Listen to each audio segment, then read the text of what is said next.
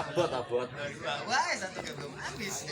Bini diajak masuk bentengnya Allah. Bu, punya laki. Enggak.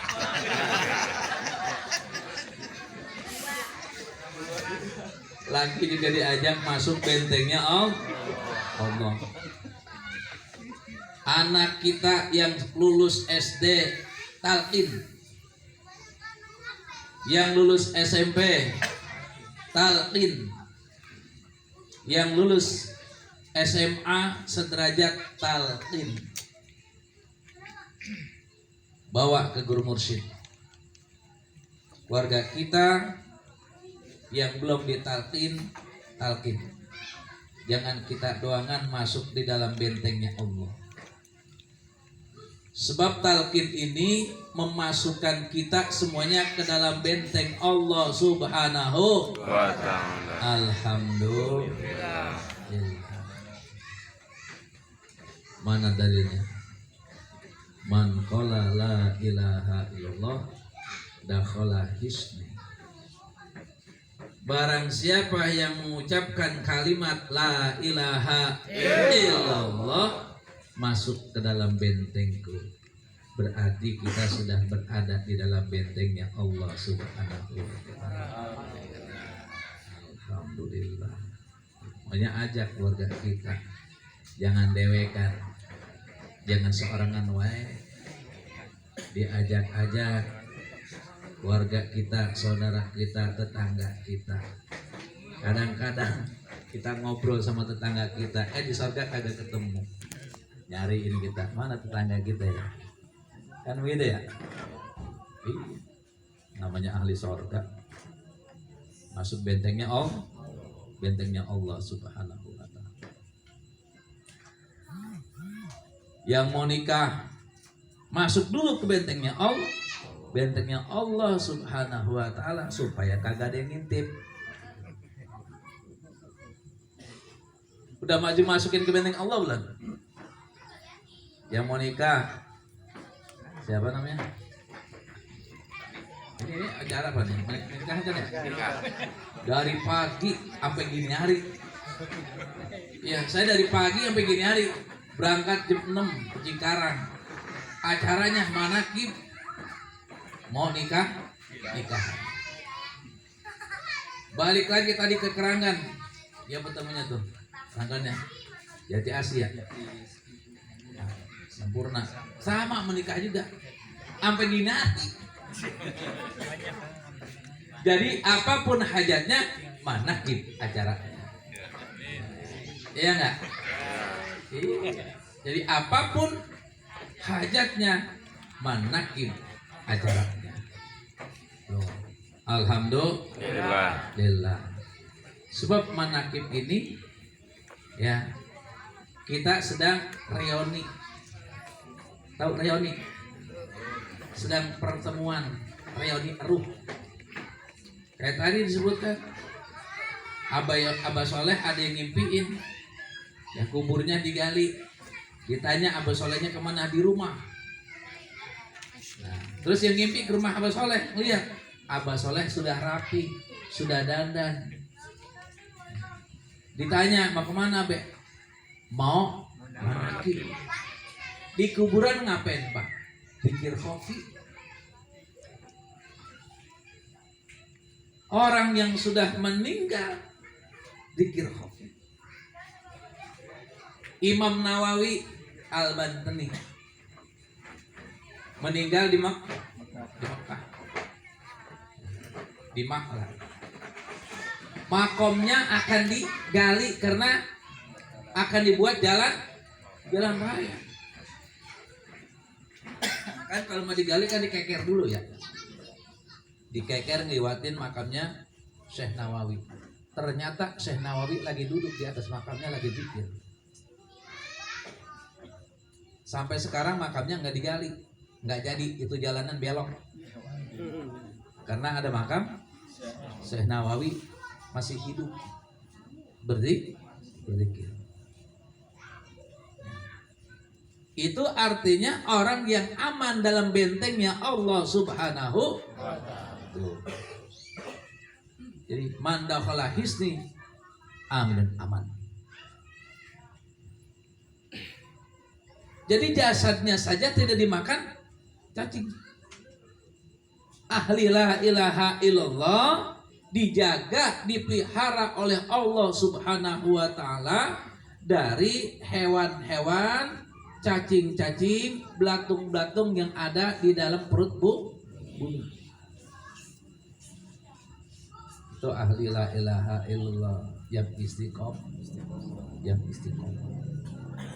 Tahu istiqomah? Tahu ya? Bukan istri 3 dikontrakin rumah.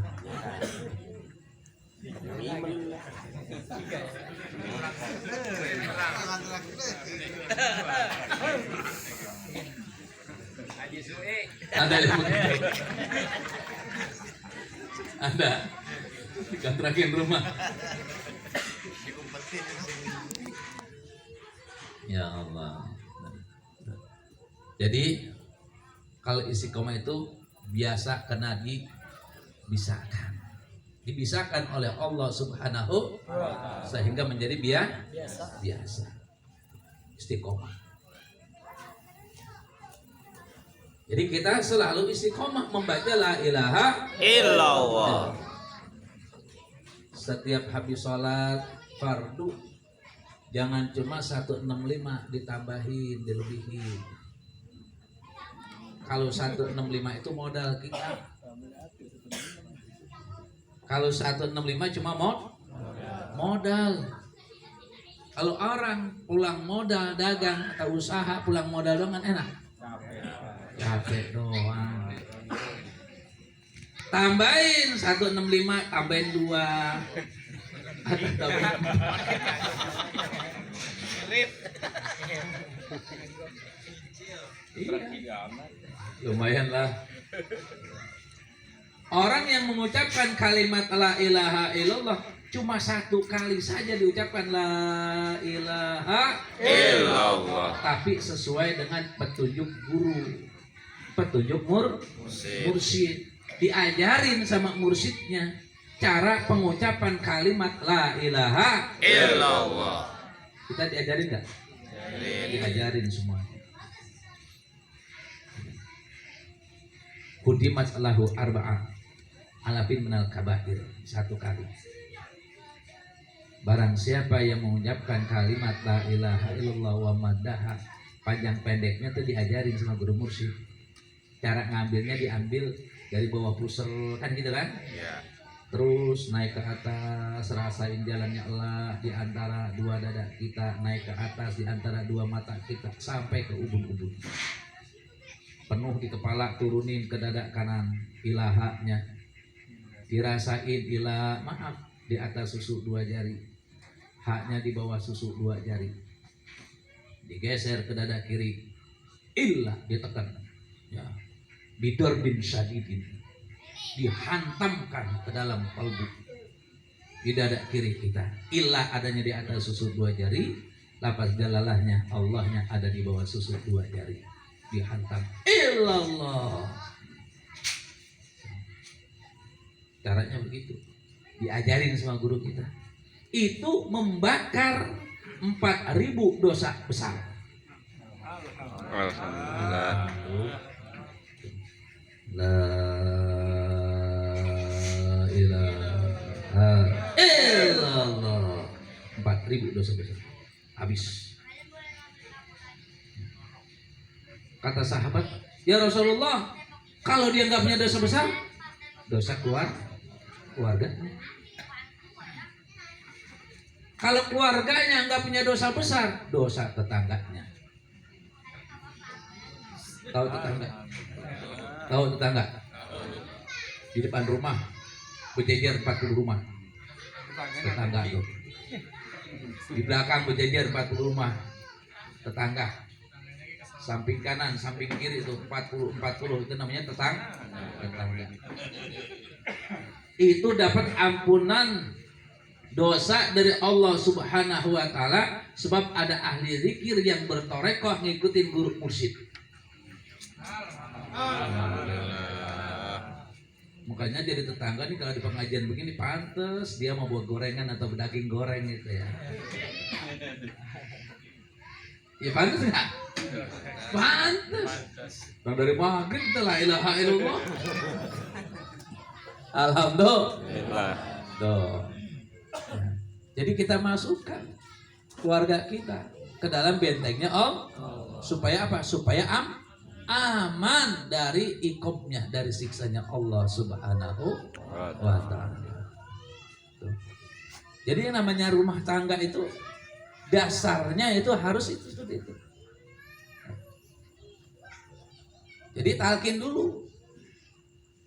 Suaminya belum talkin, istrinya sudah. Suaminya diajak sama calon istrinya talkin. Kalau calon suami sudah talkin, ajak calon istrinya talkin. Itu yang penting. Untuk apa? Untuk mendapatkan tadi dikatakan wa min ayatina an khalaqalakum min anfusikum. Nah, kan gitu kan? Untuk apa? Litas supaya sakinah, mawaddah, warahmah. Coba kalau suaminya sudah ditalkin, istrinya belum. Suaminya rajin manakib, istrinya tidak. Gimana? Diomelin kagak? Diomelin nggak laki nih? Manakib mulu. Ya. Kapan kerjanya kan gitu ya? Berkat kagak bawa. Makan sendiri ruangan. Kalau istrinya juga sudah ditalkin, diajak manakib. Suami istri kayaknya ya pantes gitu jalan ya. Bawa anak ke tempat manakib, rame tempat manakib. Ada bapaknya, ada ibunya, ada anaknya, rame nggak? Rame. Jadi jangan dewekan aja nih, berangkat manakib aja. Jangan dewek aja. Ajak istri biar apa? Biar makan gratis.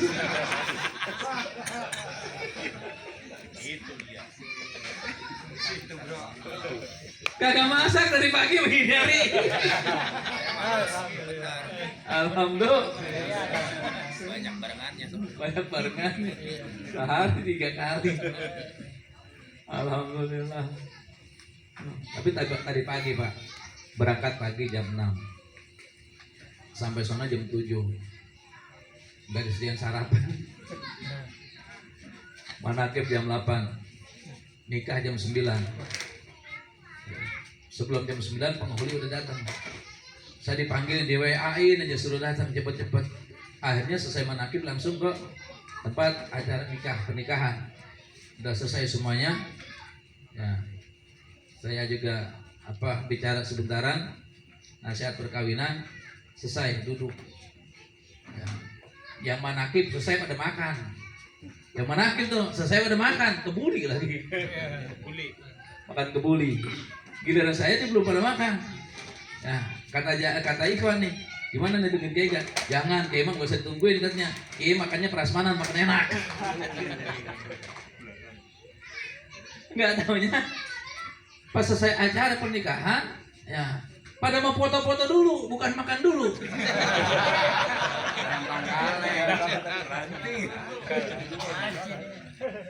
Akhirnya tuh ya, jamaah kita ini udah pada mau pulang, kita nggak jadi makan. Alhamdulillah makannya di rumah juga. Ya Allah, itu dia, itu namanya rezeki. Kita tidak tahu Allah menyampaikan rezeki kepada kita, bagaimana caranya nggak tahu. Di situ kan banyak makanan kan? Ada kebuli, ada prasmanan, tapi kagak sampai ke mulut saya. Itu karena bukan rezeki saya. Iya nggak? Sama orang makan tahu atau makan bakwan. Ya, tahunya dimakan pakai tangan kanan, tangan kiri megang cabai, dimakan. Kalau tahu duluan baru cabai kagak enak. Kalau cabai dulu tahunya makan bagaimana ya? Akhirnya kan cabai dulu. Dimakan cabai dulu dimakan. Ya cabainya rawit yang pedas lagi.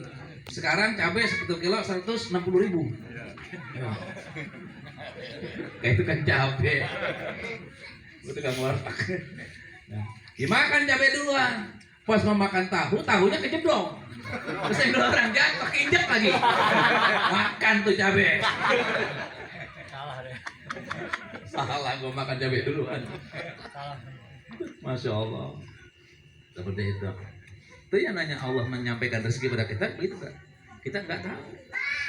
Saya kira rezeki saya tadi kembang duren di sini. Nggak ada. Suwir.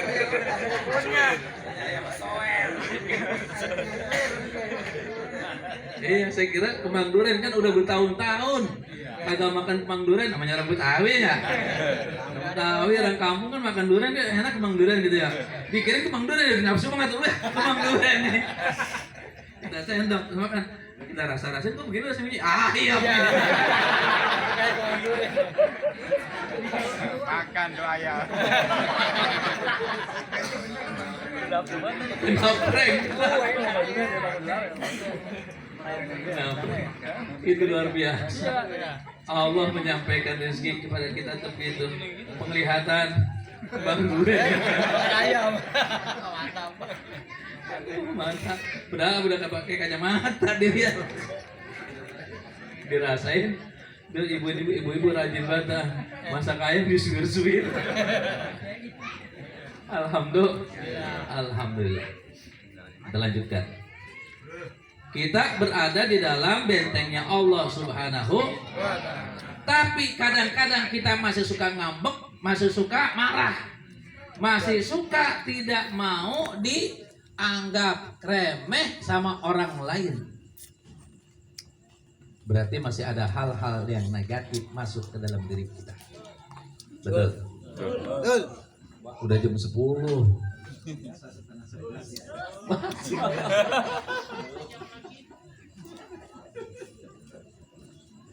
Ya. Berarti masih ada hal-hal yang negatif terhadap diri kita. Kalau masih ada hal-hal negatif yang tidak baik masuk ke dalam diri kita, jangan salahkan bentengnya. Berarti masih belum baik. Bentengnya ini masih belum sempurna. Kenapa bentengnya bisa belum sempurna? Kata Abah Anom, sebab wudhunya juga belum sempurna. Penting belajar wudhu, belajar ilmu fikih. Biar nggak apa, biar menjadi fasik. Hati-hati. Kita harus belajar ilmu fikih. Man tafaqaha walam tasawwafa faqad tafassaq. Pintar ilmu fikihnya tapi enggak bertasawuf. Tapi tidak berfikih. Waman tasawwafa, barang siapa yang bertasawuf tapi apa? Walam tafaqaha, dia tidak belajar ilmu fikih. Faqad tasaddaq, maka dia zin.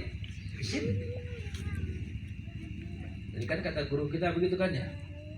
Kita harus belajar ilmu fikih, belajar ilmu tasawuf. Kata Abah Anom begitu. Kalau masih ada hal-hal yang negatif masuk pada diri kita, berarti bentengnya belum beres. Apanya? Wudunya belum sempurna. Kalau cuma wudhu doang, kagak ada zikirnya, sama aja koboi. Tahu koboi? Koboi kagak pernah mandi, cuci muka doangan sama tangan. Rambut basah ini kita. Tuh tahuan tuh anak STM zaman dulu. Ya. Jadi kalau berwudu harus berzikir. Man zakarallah inda wudu'ihi toharat jasadu kulluha. Kalau dia berwudu, dia menyebut nama Allah, maka suci seluruhnya. Artinya suci lahir batinnya. Kalau dia zikir. Sekarang bagaimana mau zikir? Kagak ada yang ngajarin zikir. Bagaimana mazikir, niatnya saja tidak bisa. Niat wudhu nggak bisa. Niat mandi junub bisa kagak? Bisa kagak?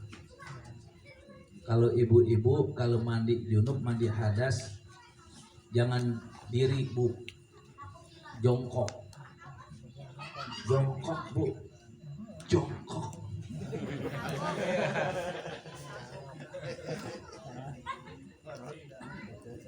Jongkok lewat ke bawah, inte. Yang kelihatan itu namanya bagian luar, itu wajib basah, kena air, begitu kagak? Bukannya berdiri, apalagi zaman sekarang pakainya shower, mandinya diri. Nah, kagak kena air, tuh yang kejepit.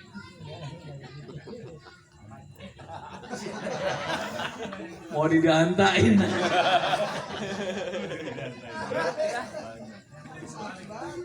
Ini suami harus bisa ngajarin pada istri. Makanya suami ajak istri mandi bareng. Ajak dia.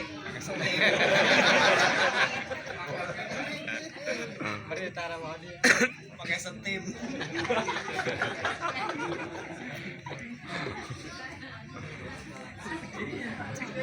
Biar apa sekalian ngajarin istri. Nah tuh ya, mandinya Pak Iyang. Kalau mandi hadas jongkok. Jangan praktekin hadas di kamar mandi, jangan. Prakteknya hadas cukup di kamar. Mandinya di kamar mandi. Nah, diajarin. Yang kelihatan nih mah, nih yang ini bagian luar, wajib kena air. Gitu. Nanti ibu ngajarin pada anak perempuannya. Tuh. Itu dari mandi, dari air. Kemudian kalau anaknya sudah balik, buru-buru diajak ke guru mursyid, ditalkin. Biar punya benteng. Udah kita percaya saja sama guru mursyid yang nanya benteng Allah itu adalah aman. Untuk apa? Pergaulan anak-anak kita. Apalagi zaman sekarang. Bergaul luar biasa, sangat bebas. Bentengin anak kita dengan bentengnya Allah. La ilaha illallah.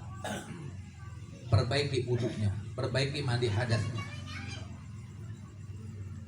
Fa'ilam maka apabila tidak yazkur Allah, menyebut nama Allah, lam yadhur bih, maka tidak suci. Ila ma asobal ma, kecuali yang kena air doangan. Mana? Tangan kita, muka kita, kaki kita, itu cuma bersih, cuma itu doang. Hatinya enggak bersih. Pantas kalau seandainya wudunya enggak sempurna, sifat-sifat mubahnya masih menonjol, masih kelihatan, masih sering keluar. Kenapa? Sebab wudunya nggak sempurna. Sempurnakan wudu. Dari mulai kita cuci tangan, hidupkan ya jantung kita, isi dengan zikir. Ini dia. Cuci tangan, kumur-kumur, masukkan air ke dalam hidung, membasuh wajah, dan jangan lupa niatnya. Nawaitul wudu'a li rabbil hadasil asghari fadlillahi ta'ala. Panjangan. Saya niat wudu. Yang penting hatinya begini nih. Hati ngomong, saya niat wudu cukup. Yang penting ininya. Begitu juga sholat berjamaah, biarin imam baca Fatihah, baca surat, kita sibuk aja dengan begini ya. Udah tasbih ruku, tasbih sujud, ini aja udah baca nih. Mau usah pakai subhana rabbil azim wa bihamdi, udah bacain aja. Ini wajib yang ini wajib. tasbih sujud, tasbih ruku, hukumnya sunnah. Yang wajib. Jadi jangan mendahulukan yang sunnah, wajib ditinggalkan. Paham? Tuh dia. Lewat 10 menit. Yang kedua, bisautin kawiyin, suaranya yang keras kalau zikir. Ya kata Abah Anom, suaranya yang keras. Kedengeran suara la ilaha illallah, la ilaha illallah, la ilaha illallah. Jangan la ilaha illallah. Kagak nyampe, kagak nembus ke dalam kolbu. Nembusnya ke mata. Ngantuk. Iya. Coba. Kalau aki-aki udah kagak punya gigi.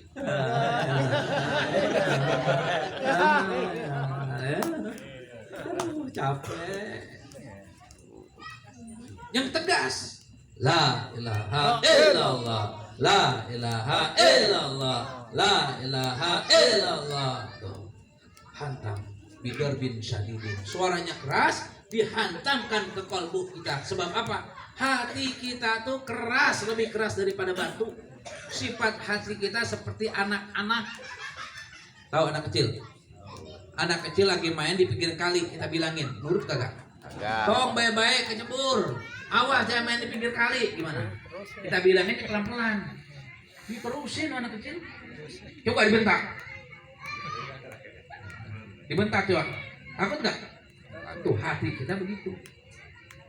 Makanya kudu dibentak. La ilaha illallah, la ilaha illallah, la ilaha illallah. Tuh langsung.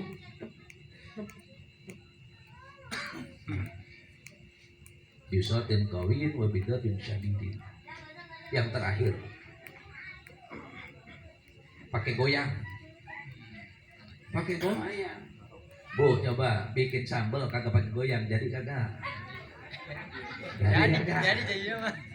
Kagak jadi tuh sambal. Cabe kagak ditumbuk, dipegangin aja. Kagak jadi.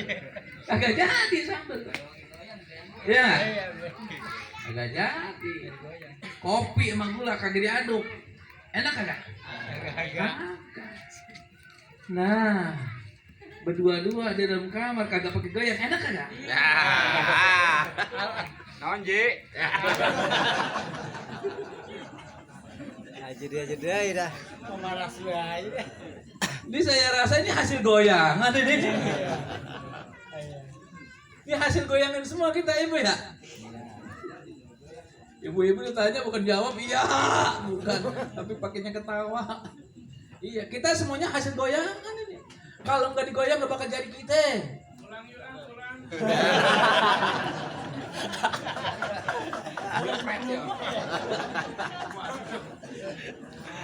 Ini zikir. Jadi kalau pakai goyang pasti nikmat. Pasti kalau pakai goyangan pasti nikmat. Kalau nggak goyang aja, lah main ke debong. Diem aja. Kagak pakai goyang biar merasakan kenikmatan. Tanpa goyang tidak akan merasakan kelezatan berzikir. Jadi goyang, jangan kepalanya doang. Abah Anom mengajarkan kepada Abah Aos itu sampai badannya goyang. La illallah, la illallah, la illallah, goyang. Itu pasti semakin lama semakin asik. Kalau zikir suaranya juga mantap, goyangannya juga mantap, kental, pokoknya kopi tersaduk. Enggak? Alhamdulillah. Zikir begitu. La illallah, la illallah, la illallah, la illallah. Terus mantap itu akan masuk ke dalam kalbu kita. Zikir jahar dibarengin dengan zikir khafinya. Mulut mengucapkan zikir jahar, kalbu berzikir dengan zikir khafi, angan-angan kita robitoh kepada guru mursyid. Mantap. Jadi yang mimpin kita itu bukan imam yang di depan, tapi dipimpin oleh guru mursyid. Suara kita bukan suara kita, tapi suara guru mursyid. Zikir kita bukan zikir kita, tapi zikirnya guru mursyid. Alhamdulillah. Tuh dia. Caranya seperti itu. La ilaha illallah. La ilaha illallah. Mulut biarin zikir jahar, kalbunya zikir kopi, pikirannya robito kepada bangsa Allah. Seperti itu. Insya Allah bermanfaat. Nah, sudah malam biasa nggak boleh sampai lewat dan jam 10. Ini lewat 15 menit. Alhamdulillah. Balik belum mau goyang. Mudah-mudahan